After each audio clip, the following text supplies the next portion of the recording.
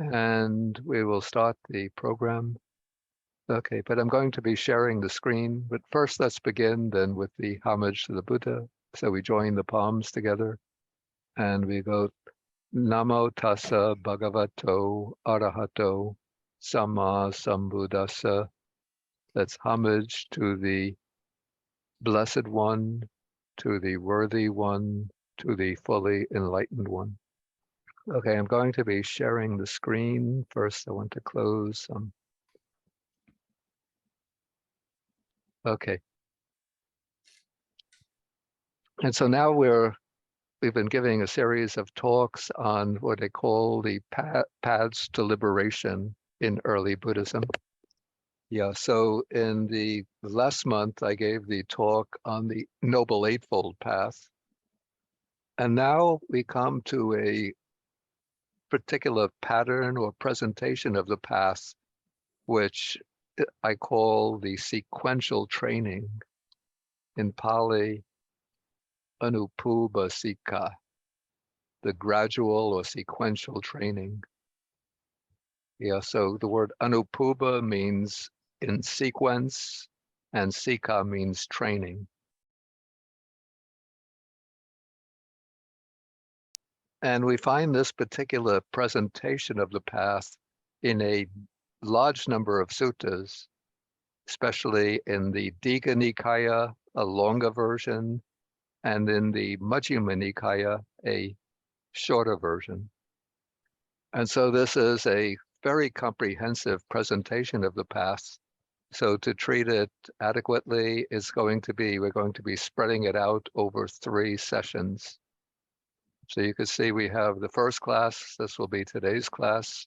We'll cover the early stages.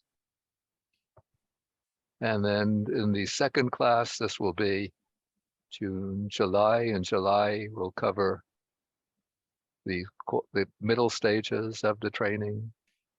And in the third class, that will be in August, then we'll cover the final stages of the training. And we'll be basing this presentation on the Majjhima Nikaya, Sutta number 27. But as I said, we also find versions of the same sequential training in several suttas in the Majjhima Nikaya.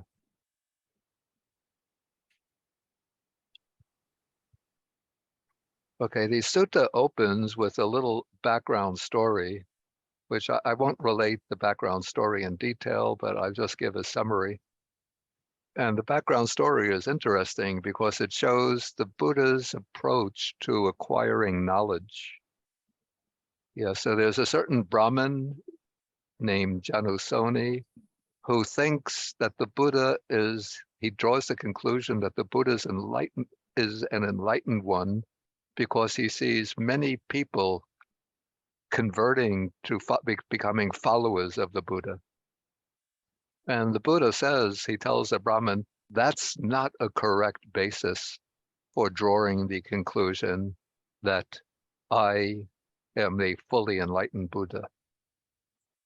And then he gives the example of an elephant hunter who enters into the forest seeking a bull elephant.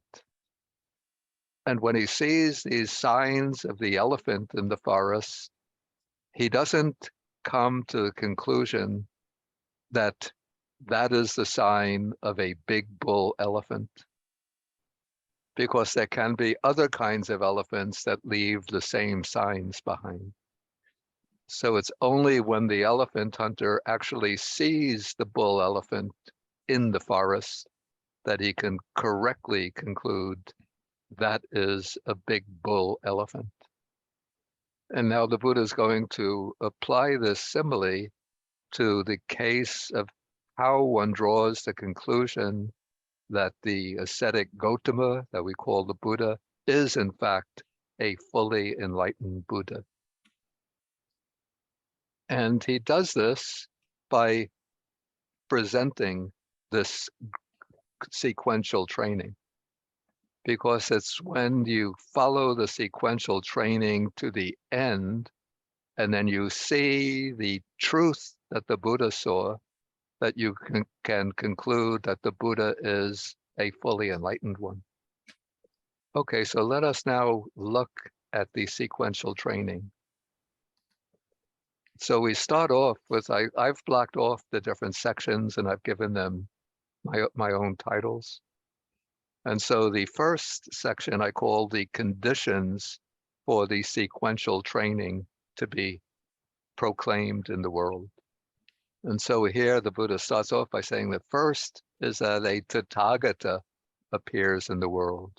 The word Tathagata is a special designation for the Buddha. Yes, so that we have among the conditions here. You see the first is the arising of a Buddha in the world. And then the second condition is that the Buddha teaches the Dharma. And then we have this description of the Dhamma as good in the beginning, good in the middle, and good in the end. And it has the proper meaning, and it's expressed properly, so it has good phrasing, good wording. And then as part of the Dhamma, the Buddha reveals the holy life. This is the practice of the path, which is said to be utterly perfect and pure. Yeah, so that is condition number 2 that we have here, the teaching of the Dharma. Okay, then we come to the third condition, and that is that the person listening to the Dharma, who hears that Dharma, acquires faith in the Tathagata. Of course, if once you acquire faith in the Tathagata, it doesn't mean that you necessarily become a monastic, since there are many lay followers who become sincere practitioners of the Dhamma.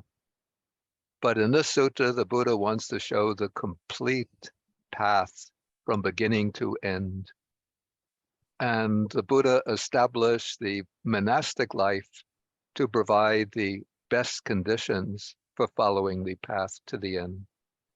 And so here we have the case of the person who listens, who hears the Dhamma and gains faith in the Tathagata, in the Buddha, then considers that household life has many obstacles, whereas the life of renunciation provides the best conditions for following the path. And so here we have the person who gives up his or her wealth, gives up the relatives, shaves the head, and then puts on the yellow robe, the ochre robe, and goes forth from the home life into homelessness. And so we could say that now we've reached a point where we've completed all 4 of the conditions for the sequential training. And so those end with the going forth into the homeless life. And now we come to the second major grouping, which is the undertaking of the training in sila, in virtuous conduct. And so I've divided the training, this is the ethical training, I've divided it first into the major principles of the moral training. And you could see that these are major principles are very similar to those observed also by the lay disciples. And so first one abstains from killing other living beings, and instead one dwells with compassion towards all living beings. And then the second is that one abstains from taking what is not given or stealing, and instead one follows honesty.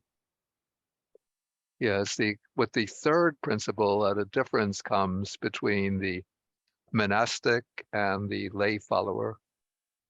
The lay follower observes the precept of abstaining from misconduct in regard to sexual matters, but the monastic has to observe complete celibacy or abstinence from sexual behavior.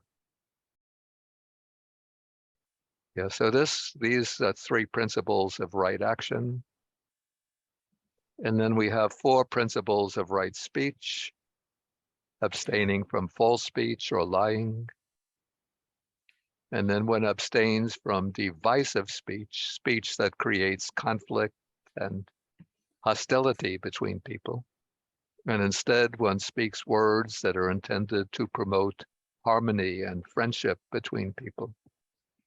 And then one gives up harsh speech or angry speech, and instead one's speech should be gentle and pleasing to listen to. And then one gives up idle chatter or gossip, and one has to be moderate in one's speech. And so it said that one's words should be worth recording, even in an age before there were tape recorders. Okay, so those are the principles of right speech. And then we have call these the minor ethical observances. Yeah, we won't go into these in detail. Yeah, you can read them on your own. I think we made them available for everybody. Yeah, so these minor principles are not really, I say that they're not really ethical as such in the sense of being concerned with morality, but rather concerned with sort of refraining from luxury and indulgence, self-indulgence.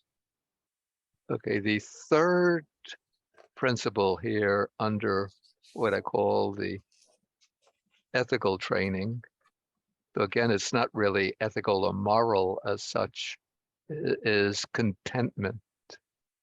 And this implies that one leads a life of simplicity. And so the text says that the monastic becomes content with robes to cover the body and with alms food to maintain his stomach or to maintain his life. So wherever one goes, ideally, all one takes with one are one's 3 robes and an alms bowl to collect one's alms food. And this is compared to a bird. So a bird, wherever it goes, it flies, taking along only its 2 wings. So we have we have here the birds in New York. In the wintertime, they'll go south to Florida. And in the summer, they might go north to Canada. And the bird doesn't have to pack 3 or 4 suitcases.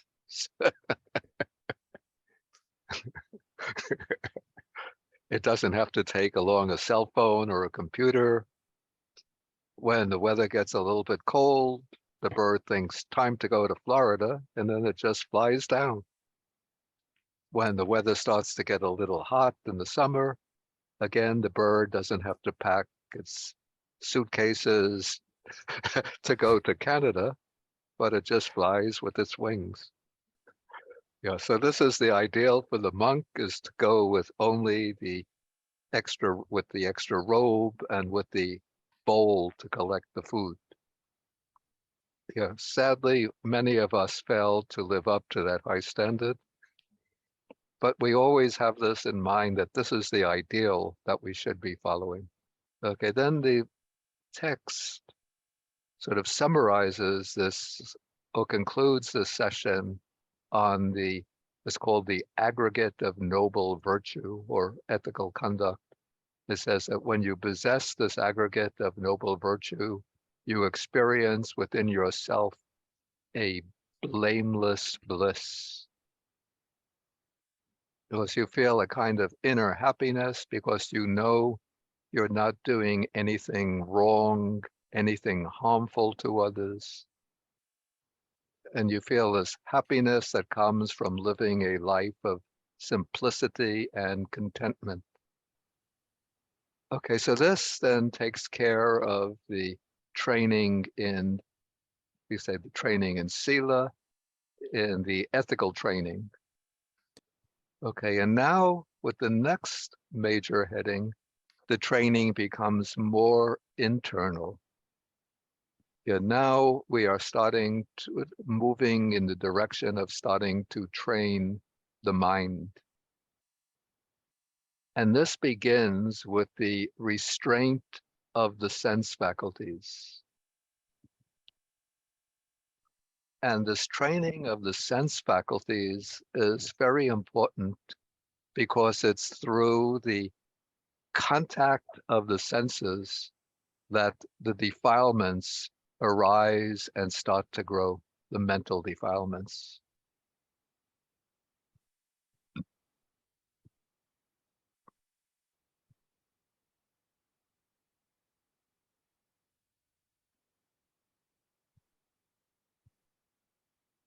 Okay, so the text says that on seeing a form, a visible object with the eye, the monk does not grasp at its signs and features. Okay, so we have these two terms, two words here. In Pali, one is nimitta, which I translate sign. The other is anubhyanjana, which I translate as the features. Yeah, what's called the nimitta or sign is maybe the general feature of the object. And what is called anubhyanjana or features, these are the detailed features of the object. Okay, so to give an example, so especially for a monk, the most important task is to restrain the arising of sensual desire or sexual desire. So let us say we have a young monk, maybe a young monk in his early 20s, and every day he goes on his alms round to collect his food.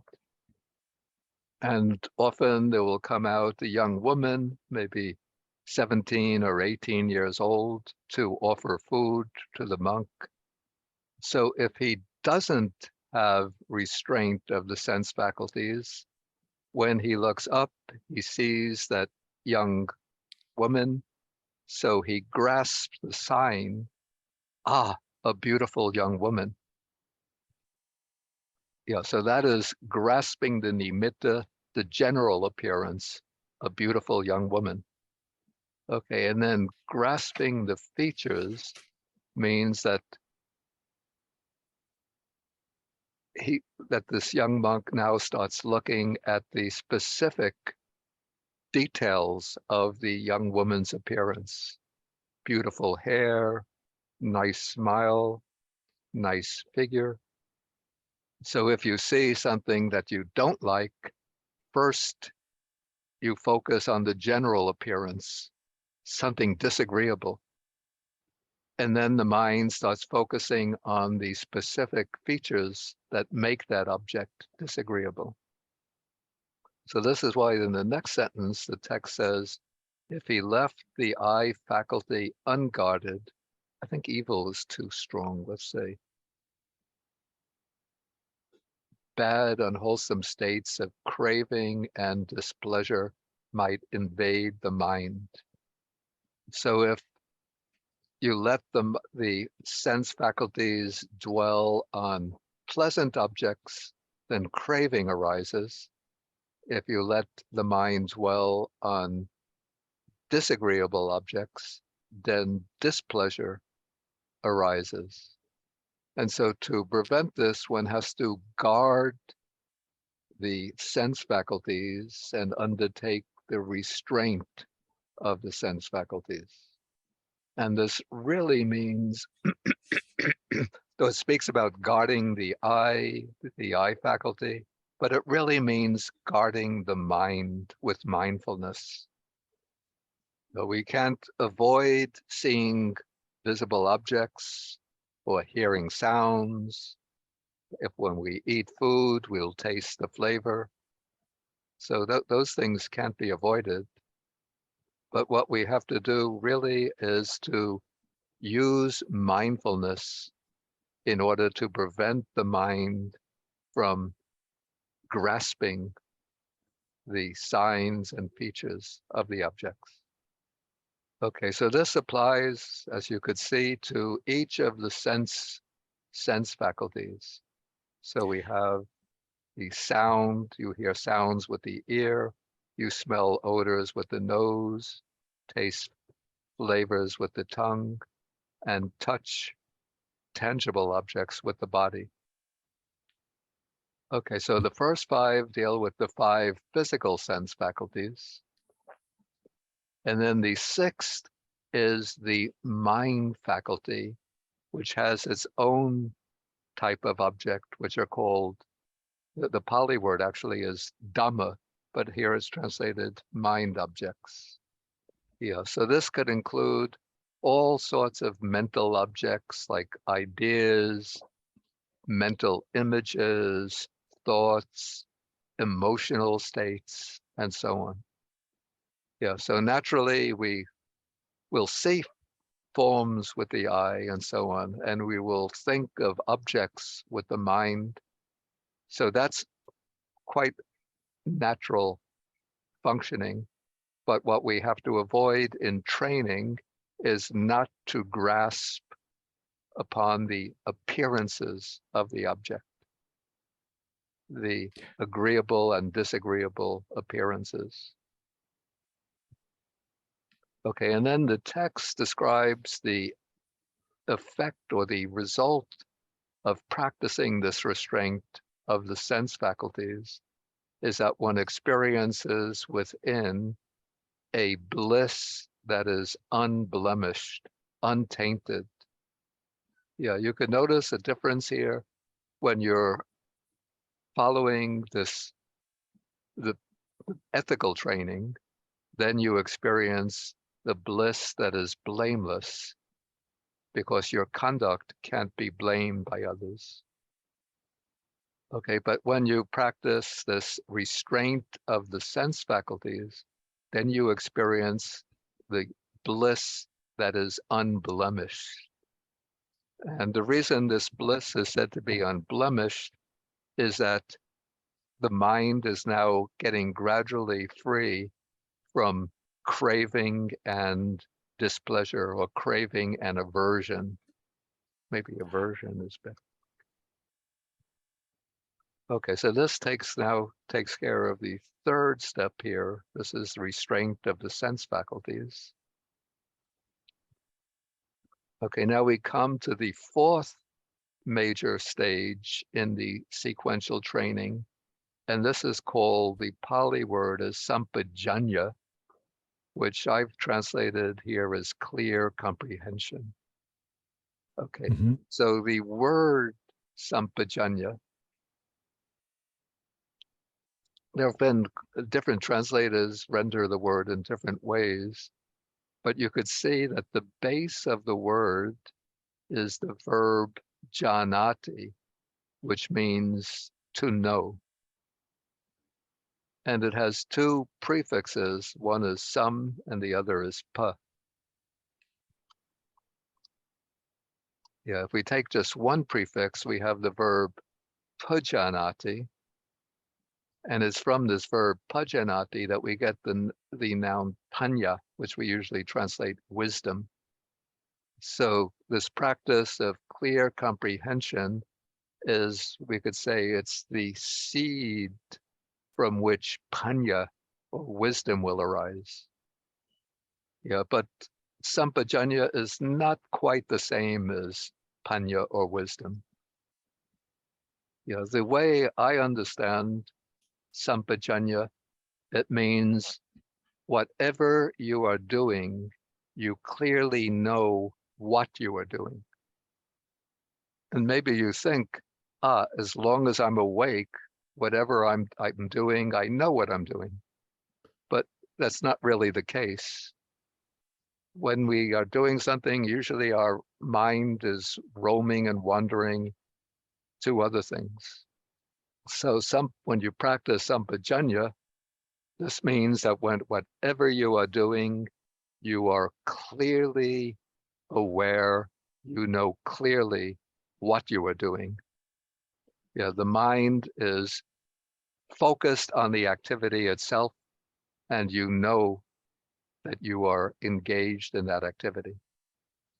Yeah, often we find the practice of sampajanya is associated with sati or mindfulness. So we have the two together, mindfulness and sampajanya. So often we face the question, how do we distinguish mindfulness and clear comprehension? Yeah, the difference between them is very subtle and sometimes difficult to explain, but I will try my best. So let me try first. I'll say that sati, mindfulness, means that when you are doing something, your mind is focused on that activity. And through clear comprehension, one knows that one is engaged in that activity. Let's take the example of walking. So when you are walking, through mindfulness, your mind is established in the body, or your mind is established upon the activity of walking with the body. And the mind, as you're walking, the mind is not running away to other objects. So that is sati or mindfulness. And through clear comprehension, when you're walking, you know, I am walking. And maybe to make the clear comprehension, to make it more precise, you could be observing when you're taking the right step, you know I'm taking the right step. When you're taking the left step, you know I'm taking the left step. Okay, to give another example, let us say one is eating, let's say, eating an apple. So it is mindfulness that keeps the taste of the apple present before the mind. So when you're tasting something, the apple, your mind is not running away to other objects. And through clear comprehension, you know that you are eating. Yeah, so this is my best attempt to try to explain the distinction. But if my explanations are not clear, just recognize that because mindfulness and clear comprehension, the difference between them is very slight.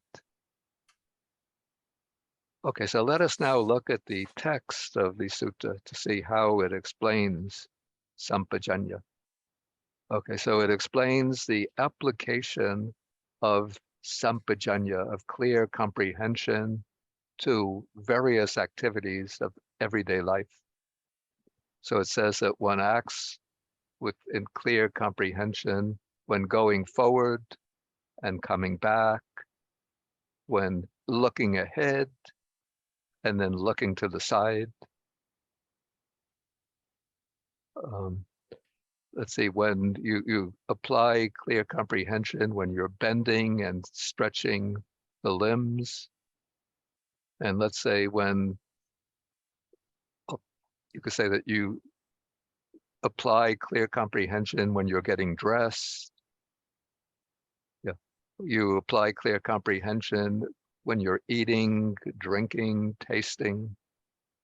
Yeah, and then where you apply clear comprehension even when going to the toilet. And then you apply clear comprehension in all of the minor postures, walking, standing, sitting, lying down before going to sleep, waking up, talking, and keeping silent. Okay, now the commentaries to the Pali Canon try to clarify the meaning of clear comprehension by analyzing it into four aspects or four kinds of clear comprehension. And so that might help us to get some understanding of what's meant by clear comprehension. Okay, so the first is what's called the clear comprehension of one's purpose. So this means before you undertake any action, you determine with your mind, what is the purpose in undertaking this action? And then when you determine the purpose, you have to sort of inquire and ask yourself, is the purpose really beneficial? That is it beneficial in terms of the Dharma? Like in undertaking this action, is it going to help me to grow in the Dharma or to become an obstacle to my progress in the Dharma? Okay, then the second aspect of clear comprehension is clear comprehension of the means of achieving one's purpose. Is the means that I'm going to use to gain this to fulfill this purpose, are those means in accordance with the Dharma? Yeah, and these two aspects of clear comprehension are very, very useful in our everyday life, because so often we engage in actions without thinking about whether they're going to really help us to grow morally and spiritually. And so I have the sort of the intention of controlling my speech. And then if somebody is irritating me, annoying me, without any thought, then I just start speaking angrily to that person. Shut up. But when I start to get angry, if I use clear comprehension, then I realize it would not be beneficial for me to speak angrily to that person. If I speak angrily to that person, it's just going to create hostility between us. And it means I'm losing control over my own mind. Okay, then, for example, I might need something, some particular object. And then maybe if I think I can get that object easily by cheating, that would be harmful to me. And so if you have the clear comprehension of the means or method, say the method, then to achieve your goals, you'll use only honest and wholesome methods. Okay, then the third type of clear comprehension is clear comprehension of the meditation object. And this is the way this is explained in the commentary. It means that when the monastic or the meditator engages in any other activity apart from the actual meditation, they still keep the meditation object in mind. Or if they're engaged in any other activity apart from sitting in formal meditation, they still use that activity as a way of practicing meditation. For example, at many monasteries, particularly in South Asia, there'll be a time of day when all of the monks have to sweep the grounds of the monastery. And so you don't think, okay, now I'm sweeping the grounds, so I just drop my meditation. But when you're sweeping, you do it with mindfulness and with clear comprehension.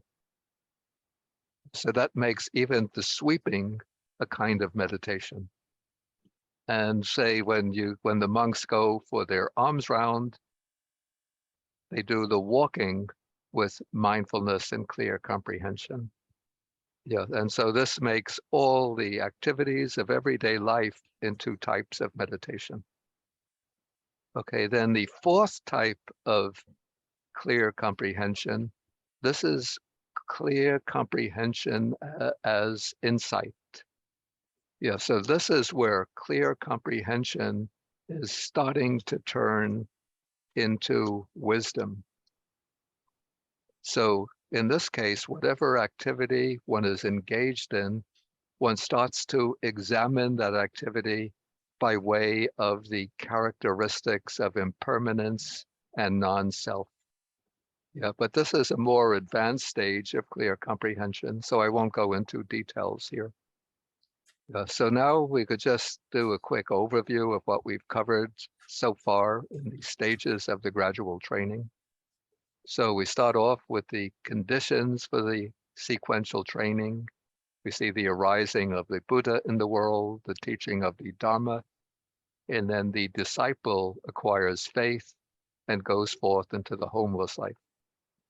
And then having gone forth into the homeless life, the disciple, who's now a monk or a nun, now observes the virtuous conduct or sila of a monastic. So they observe the major precepts as well as the minor regulations for the monastic person.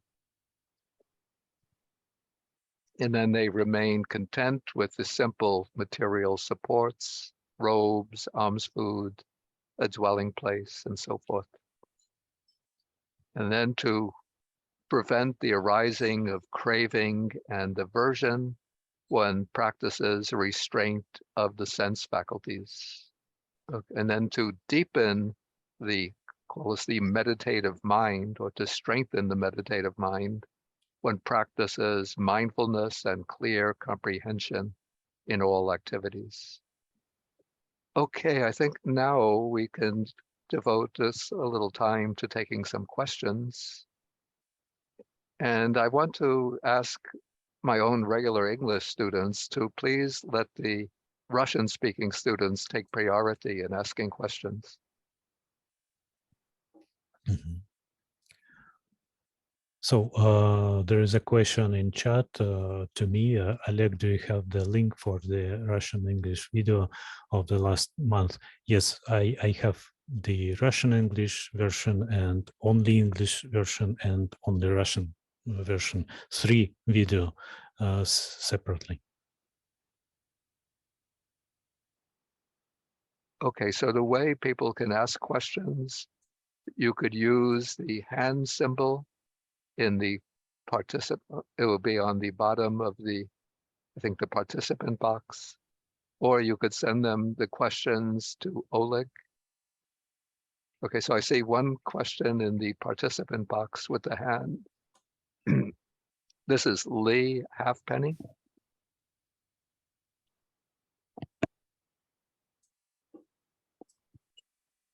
Yeah, thanks, Bhante. Can you hear me now? Yeah, I could hear clearly. Yeah, I had 2 questions, if you don't mind. One is fairly just an observation on clear comprehension. I wonder if the recent science, not so recent, but since since the Sutta has been written, taking left brain, right brain into consideration, into clear comprehension, I think might be a helpful way of looking at that, we're always, from a right brain standpoint, we're always aware, but we're not necessarily aware that we're aware. So then applying left brain to the left brain understanding or attention to the right brain awareness that's always there might be a helpful commentary on clear comprehension. Yeah, possibly, but I don't have the expertise in that area to say anything. There's a really good book called A Stroke of Insight, written by. I saw her video. Yeah. Yeah. The other question I had was in terms of a monastic. Sexual desire is certainly a powerful thing that's hard to control, especially for a young monk. Yeah. And I understand that in the Vinaya, it talks about attacking oneself with their hand or something like that in terms of masturbation. Yeah. If a monk is not able to refrain from that after trying to do it for a long time, do they need to disrobe? Okay, so masturbation is not a ground for expulsion from the Sangha. It's not a ground for losing one's status as a monk. What causes loss of status there are 4 heavy offenses, and the one relevant here is engaging in sexual intercourse. Yeah, but masturbation, it's a heavy offense, which requires a rather complicated process to be rehabilitated as a monk. But if a monk finds that they can't really control their sexual desire, then they'll face the choice whether they should disrobe or not. But the masturbation itself doesn't require that the person leave the monastic life. Okay, I'll move on to the next question I see with the hand symbol. This would be Alison. Is it pronounced Granha? Thanks, Mans. Okay. I would like to know, I already listened a explication about sampajana that means introspection. And for example, when I pay attention the breath, what knows that I'm distracted and come back to breath, it was the sampajana. It's correct, this explanation? Yeah, I would say in that case, it's sampajanya that knows when the mind has wandered from the object, that recognizes the mind has wandered. Yeah, and that also sampajanya when the mind is consistently on the object. Through sampajanya, you will know that the mind is on the object. Yeah, that was as a function of sampajanya. Yeah, that's a good way to take it. Yeah. Okay, that's the next question will be from Samantha Jayatilaka. Thank you, Bhante. Yeah, thank you, Bhante, for explaining clearly the difference between sati and sampajana. I think I finally understand it now, because every time before, someone has always said it included wisdom. So now I'm just wondering, I've also heard that term yoniso manasikara, wise attention, I believe, or something like that. So where does that come into it, Bhante? What is that relevant to the sati and sati sampajana? Yeah, that's an interesting question, and I've always wondered about that because they seem to be used. It seems that there's a lot of correspondence. Yeah, so it seems to me that there are close correspondences between yoniso manasikara, which is like wise reflection, and this fourth aspect of clear comprehension, the clear comprehension that gives rise to wisdom. But I've never seen either the suttas or the commentary identify the two.